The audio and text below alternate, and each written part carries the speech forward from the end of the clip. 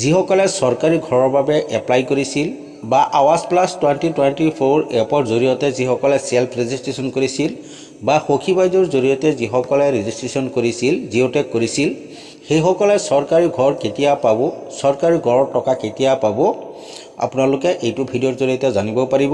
যিসকলে ভাবি আছে চৰকাৰী ঘৰৰ বাবে এপ্লাই কৰিছোঁ, জিঅ'টেক কৰিছোঁ, চৰকাৰী ঘৰ কেতিয়া পাম, চৰকাৰী ঘৰৰ টকা কেতিয়া পাম, সেইসকলৰ বাবে এইটো ভিডিঅ' খুবেই ইম্পৰ্টেণ্ট হ'ব। আপোনালোকে ভিডিঅ'টো কমপ্লিট চাব।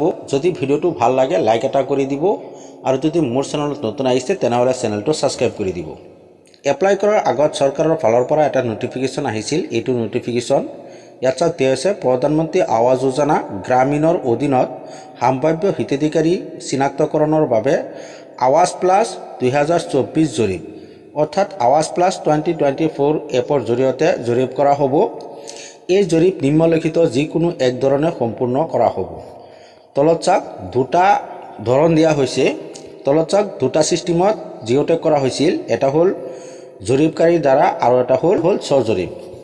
অৰ্থাৎ এটা হ'ল যিসকলে সখী বাইদেউৰ জৰিয়তে জিঅ'টেক কৰাইছিল আৰু এটা হ'ল স্বজৰীপ অৰ্থাৎ যিসকলে নিজে নিজে সেলফ ৰেজিষ্ট্ৰেশ্যন কৰিছিল। ইয়াত চাওক দিয়া হৈছে যিসকলে সখী বাইদেউৰ জৰিয়তে জৰীপ কৰাইছিল ইয়াৰ কেইটামান চৰ্ত ইয়াত দিয়া হৈ আছে। এক নম্বৰত আছে প্ৰথম গাঁও সভা। প্ৰথম এটা গাঁও সভা হ'ব। ASRLM সখীসকলৰ সহায়ত প্ৰাথমিক জৰীপ। 3 নম্বৰত আছে প্ৰাথমিক তালিকা প্ৰস্তুতৰ বাবে দ্বিতীয় গাঁও সভা। 3 নম্বৰত আছে তালিকাৰ প্ৰাথমিক খচৰা ৰাজহুৱা প্ৰদৰ্শন আৰু আপত্তি নিষ্পত্তি।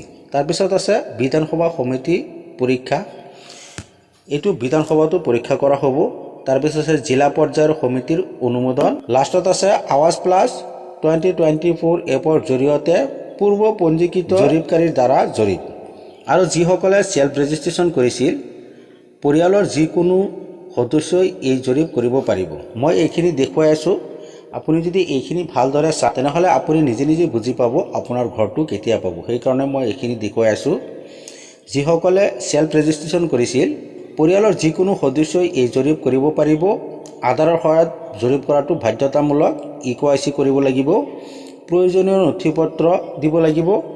তাৰপিছত পৰিয়ালৰ এজন সদস্যক সম্ভাৱ্য হিতাধিকাৰী হিচাপে নিযুক্তি। এইকেইটা আছিল চৰ্ত। এতিয়া ইম্পৰ্টেণ্ট কথা হ'ল ইয়াত যিকেইটা চৰ্ত দিয়া হৈ আছে এইকেইটা কমপ্লিট হৈছে নে নাই, এইকেইটা ভেৰিফিকেশ্যন কমপ্লিট হৈছে নে নাই। ইয়াত যিকেইটা দিয়া হৈ আছে গোটেইকেইটা কমপ্লিট হ'ব লাগিব।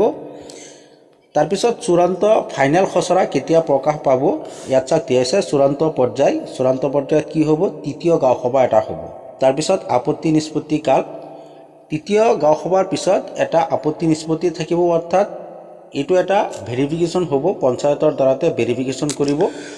অৰ্থাৎ আগতে যিসকলে চৰকাৰী ঘৰ পাইছিল সেইসকলৰ নাম ৰিজেক্ট কৰি দিয়া হ'ব।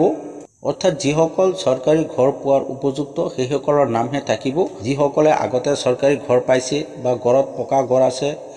এতিয়া কথা হ'ল চৰকাৰী ঘৰৰ টকা কেতিয়া পাব। চৰকাৰী ঘৰৰ টকা পোৱাৰ বাবে এটা কথা স্পষ্ট হৈ গ'ল, টকা পোৱাৰ বাবে ফাইনেল তালিকা ওলাব লাগিব।